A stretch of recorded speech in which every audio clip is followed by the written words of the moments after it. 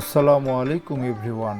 ঘুরতে ঘুরতে চলে এলাম ভবানীগঞ্জের কোন এক গ্রামে। পান চাষের এই ঘরগুলোকে বলে পানের বর। আমরা পান কম বেশি সবাই খাই, বিয়ে বাড়ি হলে তো কথাই নেই। হরেক রকম মশলা মিশিয়ে খয়ের দিয়ে মুখ লাল করে পান খাই, কিন্তু পানের পেছনের আসল রহস্য আমাদের মধ্যে কম বেশি অনেকেরই অজানা।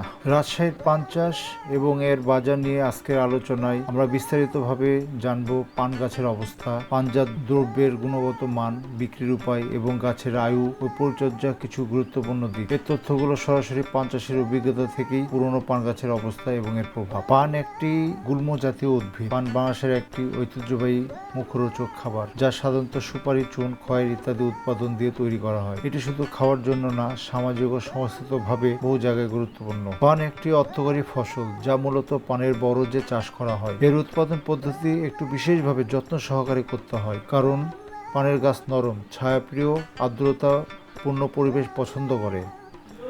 উঁচু জমি ও পানির নিষ্কাশনের ভালো ব্যবস্থা থাকতে হবে। মাটি হতে হবে দোআঁশ বা বেলে দোআঁশ জাতের। পান গাছে নিয়মিত পানি দিতে হয়, তবে জমিতে পানি জমে থাকতে দেওয়া যাবে না। বর্ষাকালে অতিরিক্ত পানির নিষ্কাশনের সুব্যবস্থা রাখতে হবে, আর সর্বদা আগাছা নিয়মিত পরিষ্কার করতে হবে। চারা লাগার 6 থেকে 8 মাস পর পর পাতা তোলা শুরু করা যায়। পাতা সংগ্রহের সময় সতর্ক থাকতে হয় যেন গাছ ক্ষতিগ্রস্ত না হয়।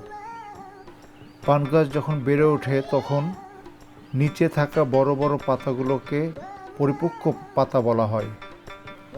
নিচের পুরাতন পাতাগুলো গাছ থেকে ছিঁড়ে বাজারজাত করা হয় বা খাওয়া হয়, আর উপরে থাকা পানগুলো নতুন পান, সেগুলো আবার যখন বড় হবে বা পরিপক্ক হবে তখন সেগুলো আবার ব্যবহার করা হয়।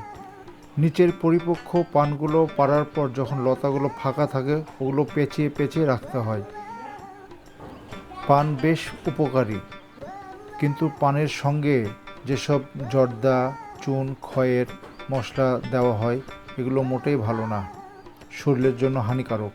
পান খেয়ে পুরোপুরি সুফল পেতে হলে শুধুমাত্র পান খেতে হবে। আজ এই পর্যন্ত। এরপর দ্বিতীয় ভিডিও নিয়ে এসে বিস্তারিত আলোচনা করব। ধন্যবাদ।